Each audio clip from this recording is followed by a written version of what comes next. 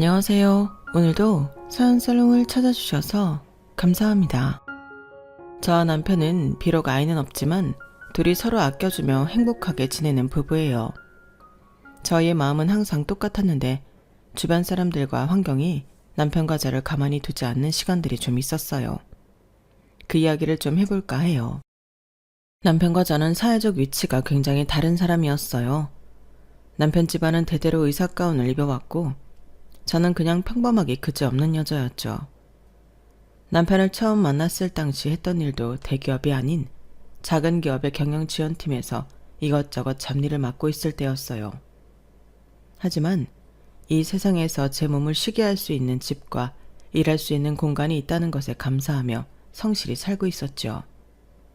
그러다 우연히 남편을 알게 되었고 그는 제게 끈질기게 구애를 했어요. 하지만 저는 계속해서 그를 거절할 수밖에 없었어요. 물론 의사 가문의 장남과 평범한 집안의 회사원인 차녀가 만나는 것은 쉽지 않다는 제 고정관념도 있었지만 사실 그보다 더 큰 이유가 있었어요. 그것은 제가 아이를 낳을 수 없기 때문이었죠.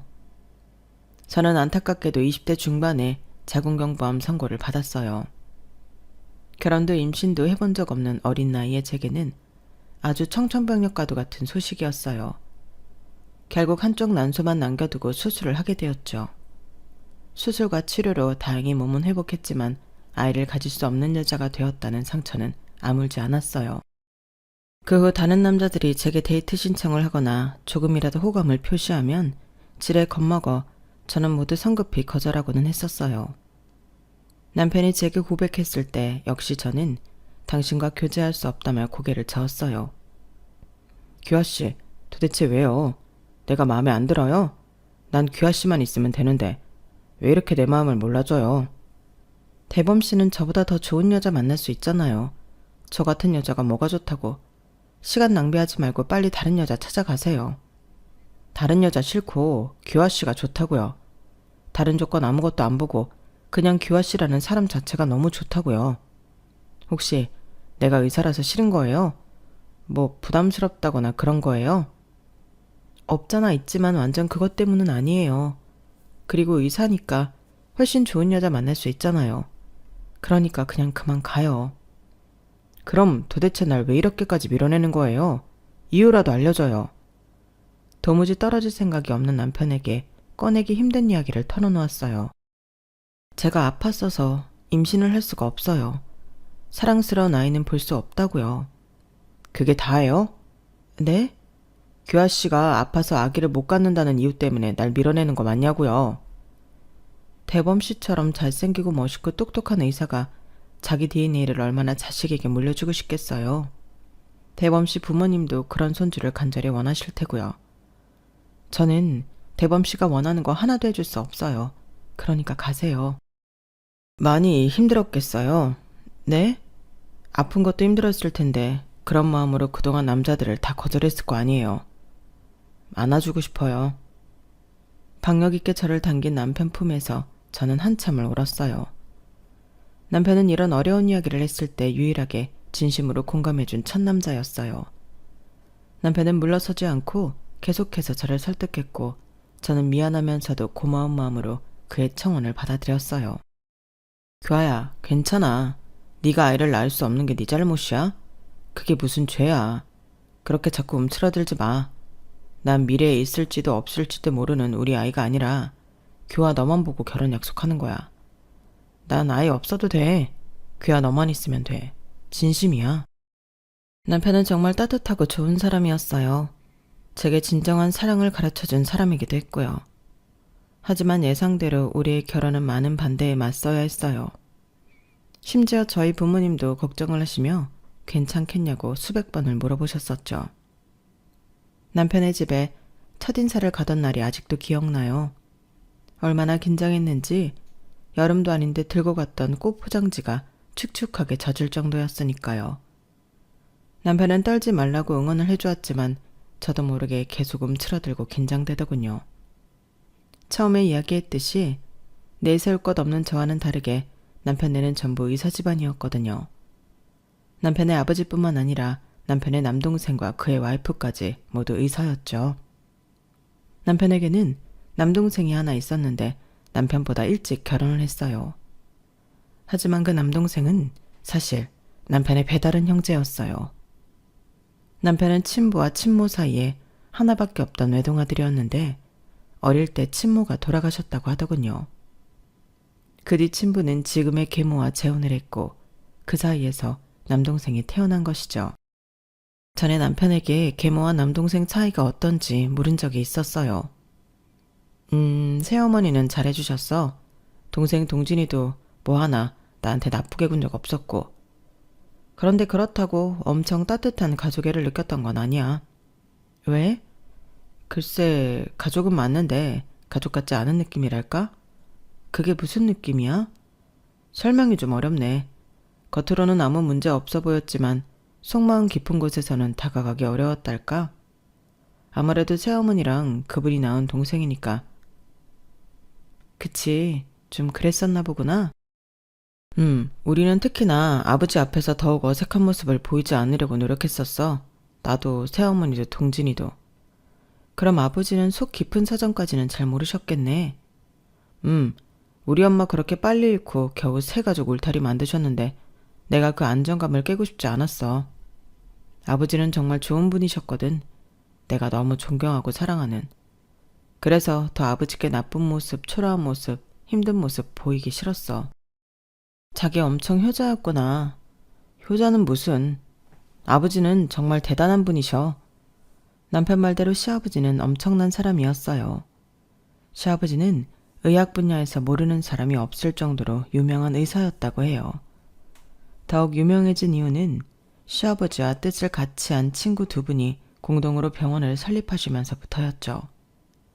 대학 병원 규모는 아니지만 동네에서 아주 유명한 종합병원으로 어지간한 진료과가 다 있어 항상 환자들로 북적였어요. 시아버지가 공동 설립한 그 병원에서 바로 남편은 소아청소년과 의사로, 서방님은 정형외과 의사로 있었으니 자식 농사까지 잘했다고 소문이 자자했었었죠. 하지만 시아버지와 나머지 함께한 친구분들은 애초에 약속을 하셨다고 해요. 당신들의 자녀가 유능한 의사가 되더라도 그 병원을 물려주지 말고 외부에서 새 주인을 찾아주기로 말이죠. 시아버지의 자녀인 남편과 서방님 말고도 다른 한 분의 자녀 역시 의사가 되었지만 아버지들의 의중을 알고 있던 자식들은 그 병원에서 일할 뿐 주인 자리를 탐내지는 않았던 거죠. 하지만 그 주인 자리를 탐내고 있던 유일한 사람, 바로 남편의 계모이자 저희 시어머니였었죠. 제가 결혼 허락을 받으러 가기 전부터 시아버지와 시모의 기싸움은 계속됐었다고 해요. 당신 은퇴하면 진짜 그 병원 다른 사람 손에 맡길 거예요? 몇 번을 말해 그렇다니까. 아니 도대체 미쳤어요? 자식이 둘 다 의사인데 그 병원을 왜 생판 모르는 남한테 맡겨요? 답답해 죽겠네. 그게 병원 세울 때 우리 세 사람의 약속이었다고 몇 번이나 말을 했어. 얼어 죽을 놈의 그 약속인가 뭔가 지키려다 당신 아들 좋은 기회 다 날아가게 만들 거예요? 대범이랑 동진이 다 자기 위치에서 열심히 하고 있는데 당신이 왜 그래? 애들은 오히려 병원장 자리에 욕심 없다고. 그건 당신이 몰라서 하는 소리고 그 나머지 2명 원장님 지분을 사와서라도 우리 아들을 앉혀야지. 그게 무슨 개똥 같은 약속이야, 약속은. 어허, 이 사람이. 김 원장 아들은 미국으로 유학 가서 자리 잡았다면서요. 정 원장 자식도 뭐 실력이 엄청 괜찮은 애가 아니라서 물려줄 수 없다면서요. 우리 동진이야말로 학교 수석으로 졸업하고 여기저기서 모셔가겠다고 하는 수재인데 그냥 당신 밑에서 일 시키다 애 인생 끝나라고요? 끝내기는 뭘 끝내? 동진이나 다 유능한 의사니까 이 병원 아니고도 나중에 더 좋은 곳으로 가거나 더 크게 발전할 수 있어. 여기에 목매고 하고 싶지 않단 말이야. 그리고 만에 하나 물려주더라고도 대범이가 장남에다가 실력도 있는데 왜 동진이 얘기를 하는 거야? 대범이 걔는 소아청소년과잖아요. 그 진료과가 종합병원 원장 맞는데 봤어요? 그나마 동진이가 당신 따라 정형외과 제대로 공부해서 엘리트 코스 밟았는데 거기서 대범이 얘기가 왜 나와요? 이 사람이 진짜. 병원 얘기는 이제 그만하지. 병원 주인 자리를 두고 두 분은 계속 다투셨다고 하더군요. 그 사이에서 아무래도 남편과 서방님은 더 가까워지기 힘들었을 테고요. 서방님이 의사인 와이프와 결혼하면서 시모에게 더 힘이 실리기는 했었지만 시아버지가 아슬하게 그 견제를 견디고 있었나 보더군요. 남편 집에 처음 갔을 때도 시모의 눈빛이 더 따갑게 느껴졌던 것은 기분 탓이었을까요? 안녕하세요. 처음 뵙겠습니다. 최규화라고 합니다. 시아버지는 따뜻하게 반겨주셨지만 시모는 떨떠름한 표정을 감추지 못하더군요. 규화씨, 대범이랑 결혼을 하겠다고요? 반갑지 않다는 목소리로 시모가 예의를 차려 제게 물었어요. 네, 허락해 주신다면 대범씨와 단란한 가정을 꾸리고 싶습니다. 대범이 의사인 거 알고 있죠? 여기 아버지도 그리고 대범이 동생이랑 재수시 되는 사람도. 이 집에서 의사 아닌 사람은 나랑 이 반려견밖에 없어요. 네, 다 알고 있습니다. 너무 대단하다고 생각하고 있고요. 그럼 규하 씨도 거기에 걸맞는 스펙을 갖고 있는 건가요? 저는 그냥 평범한 회사원입니다. 대기업? 아니요, 작은 회사입니다.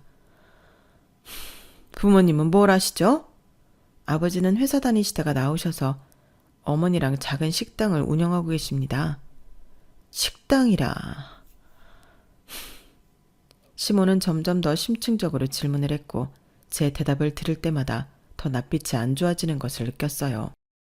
대범이가 이렇게 우리 앞에 결혼하겠다며 여자를 데려온 것은 처음인데 솔직히 좀 놀랍네요. 대범이가 거의 자선가 수준으로 규하 씨를 만난 건 아닌가 싶기도 하고. 염려하시는 부분 잘 알고 있습니다. 그만큼 제가 노력하겠습니다. 뭐 둘이 잘 살면 그만큼 좋은 것도 없겠지만 어쨌든 우리 집안 생각하면 어느 정도 급을 맞춰야 한다고 생각해요. 내가 요구하는 거 다 갖춰서 결혼할 수 있어요? 최대한 노력해보겠습니다. 저는 시모의 귀에 눌려 한껏 더 움츠러들었어요. 시모는 제가 살면서 처음 들어본 명품 브랜드를 나열하면서 그걸로 혼수를 했으면 좋겠다고 못을 박더군요. 남편이 옆에서 그런 거 다 필요 없다고 해도 시모는 끝까지 제게 그 혼수들을 해와야 한다며 은근히 압박을 넣었어요. 우리 동진이 처가 시집 올 때는 내가 지금 말한 거에 2배는 해왔었어요.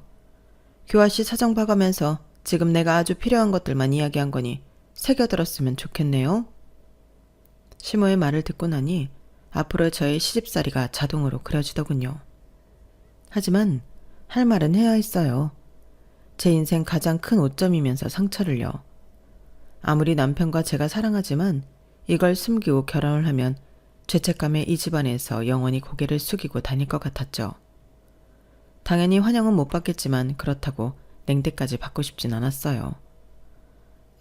저 중요하게 드릴 말씀이 있습니다. 말해봐요. 제가 전에 자궁경부암을 앓았던 적이 있습니다. 지금 너 어린데 더 어린 나이에요? 어쩌다가 그런 일이? 네, 많이 힘들었습니다. 하지만 수술도 잘 됐고 그 후 치료도 무리 없이 잘 끝났습니다. 다만 그때 한 수술이 작은 수술이 아니었어서 아이를 가질 수 없게 되었습니다. 미리 말씀드려야 할 것 같아서요.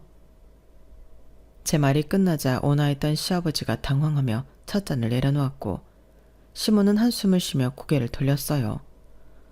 세상에, 아예 임신이 안 된다고요? 네, 아기를 품을 수 있는 공간이 없습니다. 잠시 생각에 빠진 시아버지가 말했어요. 어린 나이에 정말 고생이 많았겠네요. 규하씨 부모님도요. 아이가 있으면 너무 좋지만 또 없다고 해서 불행할 이유도 없어요. 난 그렇게 생각해요. 너무 마음 무거워 말아요.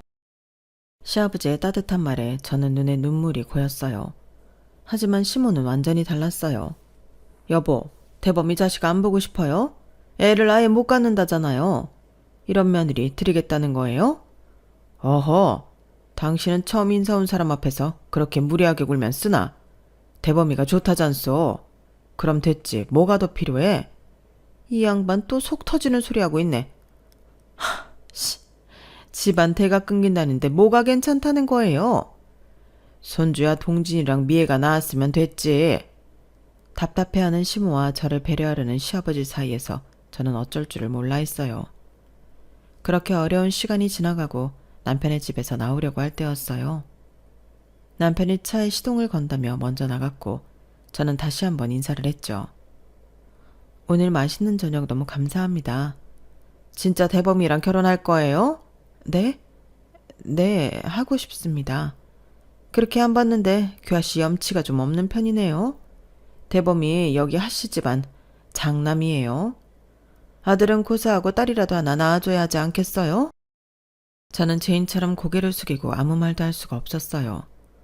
뭐 다 알겠지만 대범이 비록 내 배 아파 난 자식은 아니지만 정말 친자식처럼 곱게 키운 아이예요.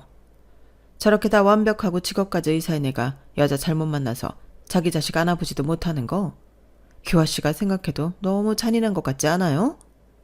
시모의 말 한마디 한마디가 제 가슴에 날아와 콕콕 박혔어요. 뭐 대범이도 워낙 규아씨 좋다 그러고 대범이 아빠도 받아들인다고 하니 나도 뭐 그러려니 할게요. 그런데 규아씨 엄청 반가운 손님은 아니라는 거 알아두세요. 우리 집에 아주 잘해야 될 거예요. 반 협박과도 같은 시모의 말을 끝으로 저는 그 집에서 나왔어요. 어두워진 제 얼굴을 보고 남편은 더 확고하게 저와 결혼하겠다며 저를 안심시켰어요. 남편 부모님과의 힘들었던 첫 만남을 되새길 시간도 없이 제게 또 다른 아픔이 찾아왔어요. 바로 제가 제일 사랑하는 외할아버지가 돌아가시고 말았거든요. 어릴 때부터 저는 외할아버지 껌딱지였고 몸이 안 좋아지신 후부터는 계속 저희 집에서 머무셨었거든요. 외할아버지를 번갈아가며 간호해야 했던 아빠와 엄마는 힘들었겠지만 저는 철부지 마냥 할아버지와 함께 있는 것이 좋았어요. 그런 할아버지도 제 마음을 아셨는지 누구보다 절 아껴주셨거든요. 그런 소중한 할아버지가 돌아가신 거예요. 할아버지, 조금 더 내 옆에 있지. 나 예쁜 드레스 입고 결혼하는 거 봐야지. 왜 이렇게 빨리 가, 할아버지? 정이 제일 기뻤던 저는 할아버지의 죽음을 받아들이기 힘들었고 남편 역시 제 옆에서 묵묵히 기다려주었어요. 할아버지의 장례가 끝나고 아빠와 엄마가 제게 서류 하나를 건넸어요. 이거 할아버지가 특별히 너한테만 주고 싶다고 신신당부하셨어. 이게 뭔데? 봉투를 열어보니 낯선 서류 뭉치가 보였어요. 할아버지의 유일한 재산. 유일한 재산? 할아버지는 살아생전 검소하기로 유명했고 몸이 아파 누워 계시기 전까지 소일거리라도 찾아다니며 경제적 보탬이 되기를 원하셨었어요.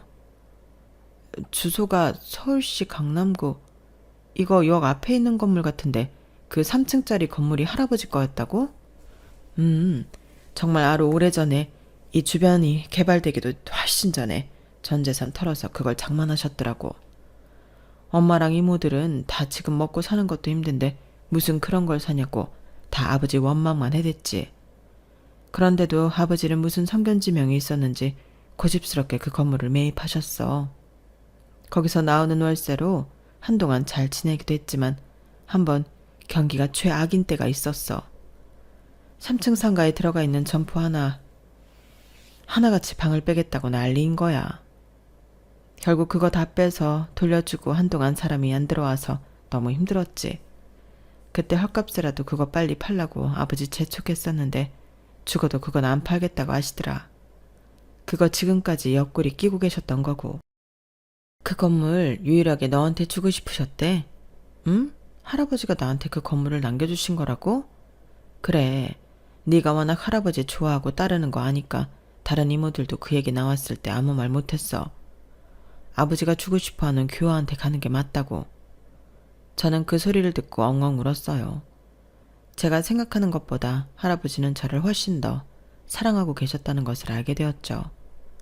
할아버지가 보고 싶어 견딜 수가 없었어요. 할아버지가 남겨주신 건물이 제 명의로 이전하면서 이것저것 행정 처리할 것들이 많아서 한동안 꽤 바빴어요. 남편 역시 많이 도와주려 노력했고요. 그러던 어느 날 시모로부터 전화를 받았어요. 한번 만나자고 하시더군요. 규아씨, 전에 우리 집에 왔을 때 내가 너무 무리하게 했다 싶어요. 나도 우리 대범이 생각하다 보니 말이 좀 밉게 나갔네요. 미안해요. 저는 얼떨떨했어요. 갑자기 나타난 사과라뇨. 괜찮습니다. 내 사과 받아주는 거예요? 그럼 우리 빨리 결혼 진행하죠? 네? 결혼 빨리 하자고요. 그리고 혼수 아무것도 준비하지 말고 몸만 들어와요. 아휴, 우리 집에 복덩어리 며느리가 들어왔네? 첫 인사 때와는 너무도 다른 모습의 시모가 제 손을 쓸어내리며 세상 부드러운 미소를 짓고 있었어요. 저는 시모가 갑자기 왜 그러는지 영문을 몰랐지만 기분이 나쁘지는 않았어요. 그렇게 저는 하실 집안의 맏며느리가 되었어요. 시댁 식구들은 모두 제게 잘 대해주셨어요. 특히 시모는 이전과 완전 다르게 제게 다정하고 부드럽게 대해주셨죠. 남편도 좀 이상하고 의아하다고 할 정도였으니까요. 조금 딱딱하다 싶었던 서방님과 동서 역시 전보다 훨씬 상냥한 태도로 다가왔어요. 하지만 그 친절함 속에 감춰진 까만 속내를 알아차리는 데는 그리 오랜 시간이 걸리지 않았어요. 결혼 후 3개월쯤 지났을까? 하루는 시모가 함께 백화점에 가서 쇼핑도 하고 맛있는 것도 먹자며 나서더군요.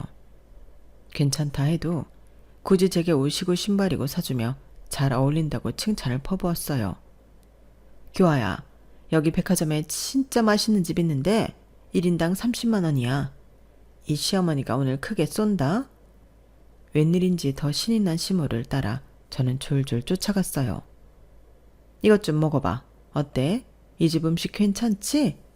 네, 정말 맛있어요. 비싼 값을 한다니까. 그런데 규아야, 내가 뭐 물어볼 게 있어서. 네, 말씀하세요. 대범이한테 언뜻 들었는데 네 앞으로 건물이 하나 있다면서?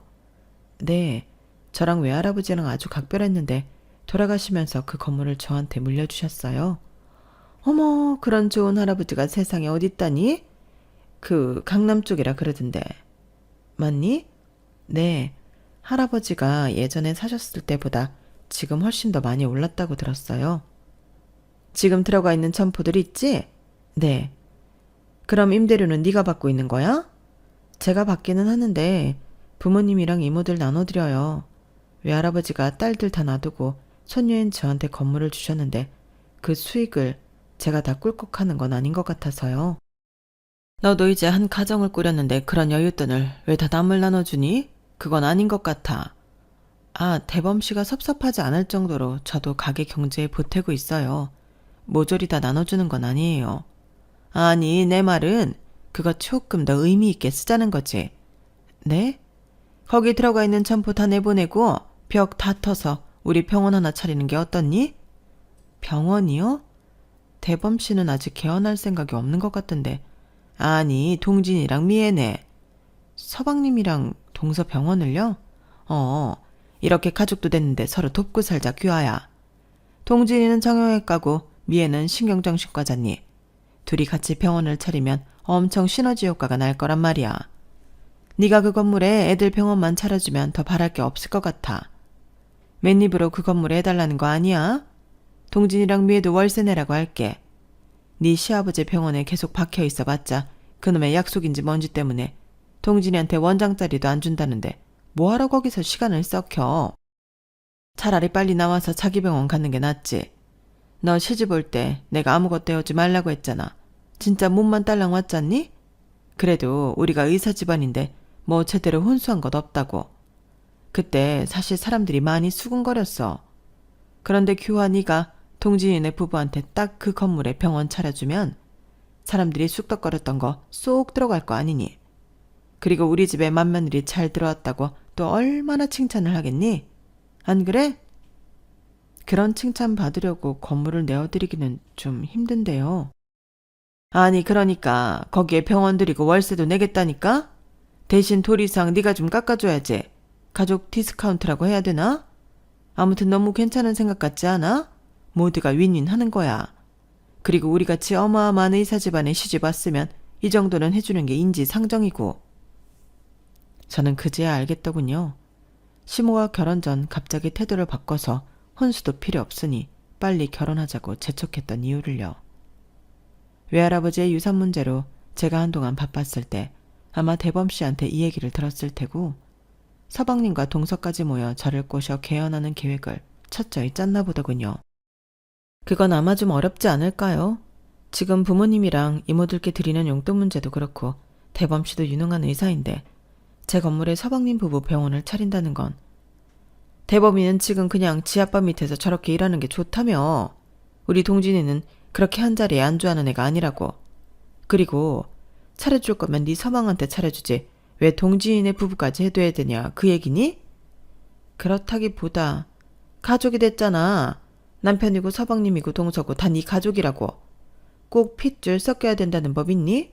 네가 인심 좀 쓰렴. 어머니, 그럼 제가 하나 여쭤볼게요.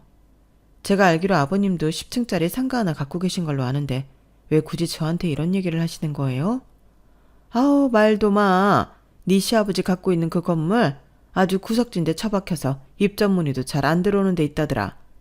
차라리 그거 팔고 재산 좀 정리해서 중심가에 좋은 거 하나 사자니까 저 고집불통 양반이 내 말을 귓등으로도 안 듣는다. 원장짜리도 안 물려준대지. 건물 팔아서 애들 개원 좀 삐까뻔쩍하게 차려주자고 해도 말도 안 듣지. 거기 가서 계속 힘 뺄 거 뭐 있니? 우리 며느리 규화가 강남 한복판에 3층짜리 건물이 떡하니 있는데. 가족이 되었다는 이유로 계속해서 제게 독촉하는 시모가 다시 보이더군요. 집에 돌아와 남편에게 시모와 있었던 일을 이야기해 주었어요. 뭐? 어머니가 그러셨다고? 아무래도 그 건물 상속받은 거 아시고 조건 없이 흔쾌히 결혼 허락해 주신 것 같아. 좀 씁쓸하네. 아니야, 그런 생각하지 마. 그것 때문이 아니라 우리 반대했어도 나는 규하 너랑 꼭 결혼했을 거야. 그리고 어머니가 말씀하신 건 그냥 잊어버려. 내가 어머니한테 직접 말할게. 아니야, 오히려 자기가 가서 말하면 더 기분 나쁘실 거야. 나한테 직접 하신 말이니까 거절을 해도 내가 직접 하는 게 맞지. 며칠 뒤 저는 어렵지만 시모에게 이야기를 꺼냈어요. 뭐? 힘들겠다고? 네, 아무리 생각해도 거기에 서방님네 병원을 내드리는 건 어려울 것 같아요. 시모의 얼굴이 싸늘히 굳었어요. 맨몸으로 의사 집안에 시집 왔으면서 이 정도 해주는 것도 어렵다는 거니? 그리고 누가 거기 공짜로 달래? 월세 내겠다잖아. 죄송해요, 어머니. 참나 기가 차서 그 건물 있는 거 하나만 보고 결혼시켰더니 이제 와서 뭐? 시모의 속마음이 은연중에 튀어나오더군요. 역시나 건물을 탐내고 대범 씨와의 결혼을 허락한 것이었어요. 저는 사실을 확인하고 나니 가슴이 아려우면서 눈물이 핑 돌았어요. 하지만 슬퍼할 새도 없이 또 큰일이 터지고 말았어요. 뭐? 아버님이? 갑자기 왜? 아침에 웃으면서 출근하러 나가셨던 아버님이 교통사고를 당해 돌아가셨다는 소식을 남편은 울면서 전했어요. 믿을 수가 없었어요. 그렇게 훌륭한 의사였던 아버님이, 그렇게 인자하고 모범적이었던 우리 아버님이. 세상이 원망스러웠어요. 왜 그렇게 갑자기 아버님을 데려간 건지 하늘도 밉고 땅도 밉고 전부 다 미웠어요. 식구들 넋이 나간 상태로 정신없이 장례를 치렀고 슬픔 속에 아버님을 보내드렸어요. 남편이 가장 힘들어했어요. 괜찮아 자기야. 내가 이제 자기의 든든한 버팀목이 되어줄게. 아버님 좋은 일 많이 하셨으니까 분명히 좋은 곳으로 가셨을 거야. 너무 많이 울지 마. 아버님 발 안 떨어지시겠다. 아버지. 집에 돌아오자 언제 장례를 치렀냐는 듯이 시모는 아주 바쁘게 움직이기 시작했어요. 아마도 아버님의 재산을 정리하는 것 같았어요. 하지만 시모는 유산에 대해서 남편과 한마디도 상의하지 않았어요.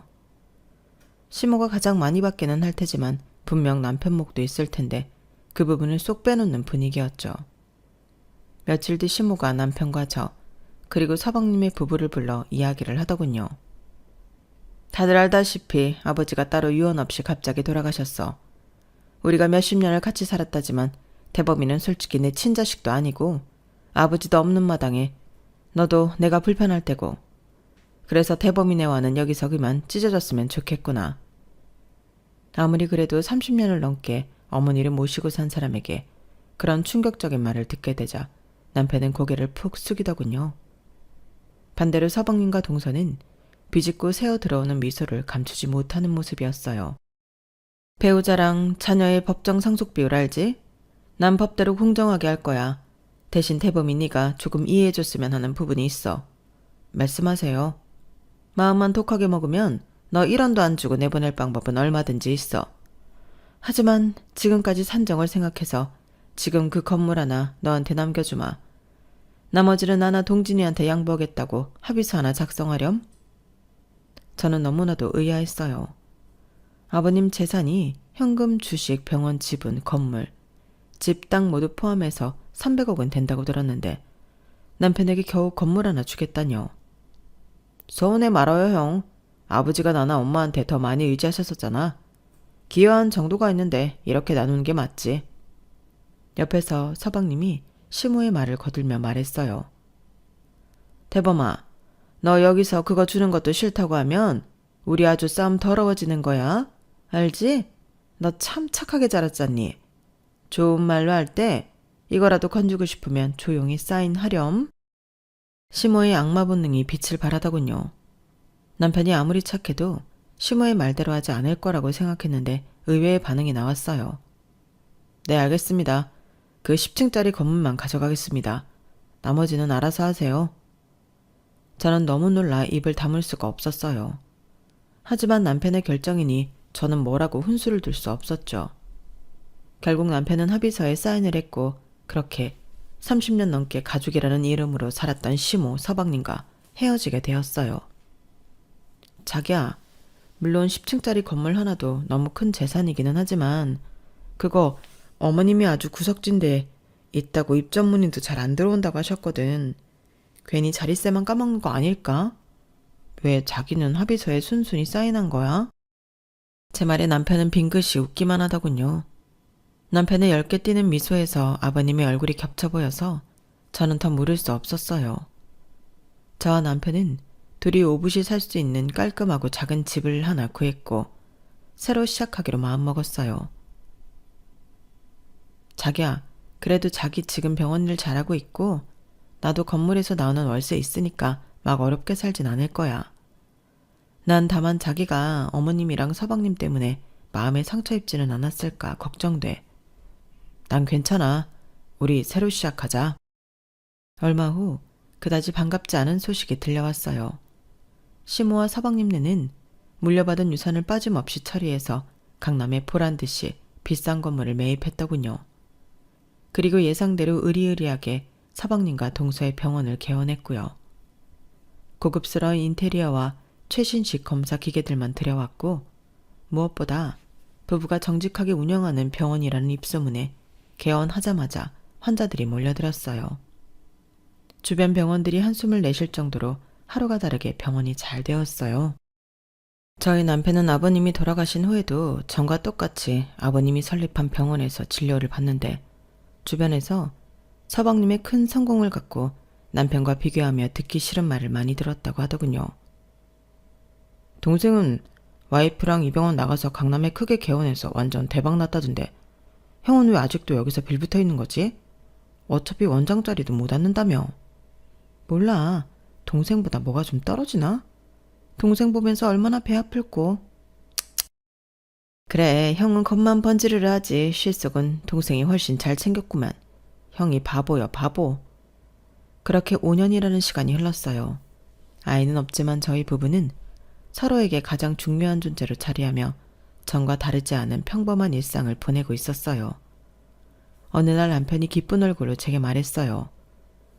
그와야, 됐다. 이제 됐어. 뭐가? 아버지가 물려주신 건물 팔았어. 정말? 그거 까맣게 잊고 있었는데 드디어 됐구나. 축하해. 이제 속이 좀 시원하겠네. 속이 다 시원해. 게다가 운 좋게 금액도 아주 잘 받았어. 진짜? 얼마에 팔았길래? 150억. 뭐? 150억? 정말이야? 1원도 빠지지 않는 150억. 어떻게 된 거야? 그거 뭐 거의 돈 안 되는 건물이라고 알고 있었잖아. 저는 남편에게 놀라운 이야기를 듣게 되었어요. 아버지가 아주 옛날부터 말씀하셨어. 당신이 이 세상에 없거든.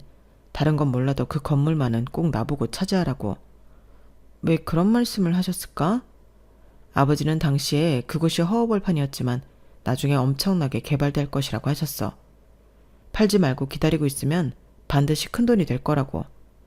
아버지는 이런 상황을 예견하셨는지 혹시라도 당신한테 무슨 일이 생겨서 유산 문제가 불거지면 다른 건 몰라도 그 건물만은 꼭 챙기라고 신신당부하셨었지. 아버님이 무슨 계시를 받으셨던 건가? 어떻게 이렇게 오를 줄 아셨던 거지? 그러니까 말이야. 나도 신기해. 그래서 어머니가 동진이네랑 유산 문제에 대해 그렇게 말할 때 아무 항변이 없이 있었던 거야. 만약 이 건물마저 안 주겠다고 했으면 어떻게든 싸웠을 테지만 다행히 딱 이거 하나 주겠다고 했잖아. 세상 참 우습지? 남편 말대로 쓸모없이 보였던 10층짜리 건물은 그 주변 지역이 활발하게 개발되면서 상상할 수 없이 가격이 뛰었고 남편은 그 기회를 보고 높은 가격에 판 거예요. 저는 이상하게 왈칵 눈물이 났어요. 어? 교아야, 왜 울어? 기쁘지 않아? 너무 기뻐서. 그리고 너무 감사해서. 아버님이 우리한테 이렇게 좋은 선물을 주셨던 거구나. 오늘따라 너무 그립다, 우리 아버님. 그날 남편과 저는 부둥켜 안고 한참을 울었어요. 얼마 후 뜻밖의 소식이 또 전해졌어요. 뭐? 서방님네 병원이? 어제 지나가다 보니까 아예 문도 닫고 안에 집기료까지 다 뺐더라고. 계속 승승장구할 줄 알았는데 어쩌다 그 지경이 됐지? 서방네 병원은 얼마 전에 폐원을 했더군요. 그런데 폐원을 하게 된 이유가 더 기가 막혔어요. 병원에 5년 동안 여러 가지로 문제가 복잡했나 봐. 어머니가 병원 대표 이사직을 맡으면서 아주 직원들을 힘들게 했나 보더라고. 어머니가? 소위 말하는 갑질을 심하게 했나 봐. 병원 사람들이 거의 1년 이상 버티지를 못했대. 어머님이 어떻게 갑질을 했을지 상상이 되기는 하네. 그리고 작년에 의료사고가 있었나 봐. 어깨 문제가 있는 환자인데 엉뚱하게 무릎 수술을 해버린 거야. 심지어 그 무릎 수술마저 잘못돼서 환자가 아예 걸을 수 없게 됐나 보더라고. 그 환자 가족들한테 입막음 하려고 돈을 줬는데 성에 안 찼는지 계속 요구하는 걸 거절했더니 언론에 터뜨리고 말았대. 소문이 얼마나 빠른 동네인데 환자들이 그 병원 당연히 안 갔겠지. 그리고 뭐? 재수 씨가 병원에 있던 직원이랑 외도를 했나 봐. 세상에 말도 안 돼. 그 일로 더 발칵 뒤집어져서 아예 손 쓸 수도 없게 되었대. 동서가 도대체 왜? 그러니까 나도 이해가 안 돼. 병원 문 닫고 그 건물 팔려고 했는데 그 주변에 이번에 싱크홀 생겼잖아.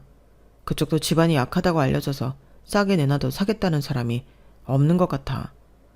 저런 악재에 더한 악재가 계속 겹쳤구나. 그래도 동생인데 좀 도와주고 싶은 마음에 연락해봤는데 어머니 동진이 재수씨 아무랑도 연락이 안 돼. 어디로 갔는지도 모르겠고. 남편 말을 듣고 마음이 복잡했어요. 어떻게 헤어졌건 그래도 한때 가족이었는데 연락 두절 상태이니 답답하기도 하더군요. 자기야, 일 힘들지 않아? 괜찮아. 아픈 아이들 보면 빨리 고쳐주고 싶어서 힘든 것도 잘 모르겠어. 자기도 더 좋은 환경에서 의사일 하고 싶지 않아? 지금도 뭐 만족하는데 더 좋은 환경이라면 아이들을 한 명이라도 더 수용할 수 있고 치료를 할 수 있는 환경? 그런 거라면 너무 좋지.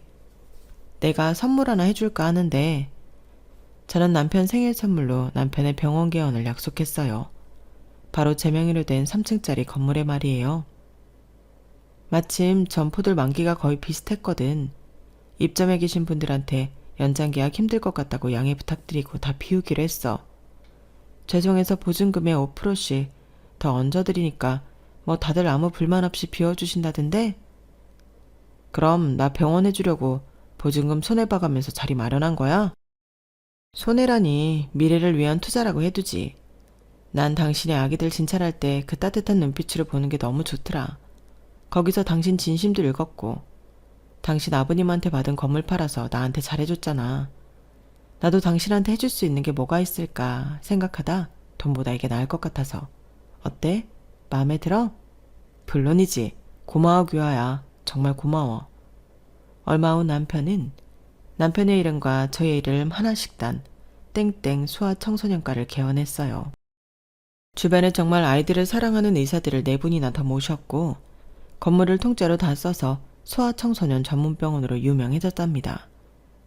남편은 개원에 대한 보답이라며 저를 대표이사라는 직함까지 달아주었어요. 비록 저의 건강 상태로 아이를 갖지는 못했지만 병원에 찾아오는 아이들이 모두 저의 아이들이라 생각하고 성실하고 열심히 치료하고 있답니다. 한때는 시모와 그 식구들 때문에 힘든 시간도 있었지만 지금은 걱정 없이 여유롭고 안정된 생활에 남편과 함께해 하루하루가 행복하답니다. 제 이야기는 여기까지입니다. 들어주셔서 고맙습니다. 오늘도 내일도 밝고 행복한 하루하루 되세요. 여러분, 사연 댓글에 응원과 현명한 조언 부탁드려요. 좋아요와 구독은 저에게 큰 힘이 됩니다. 오늘도 좋은 일 가득하세요.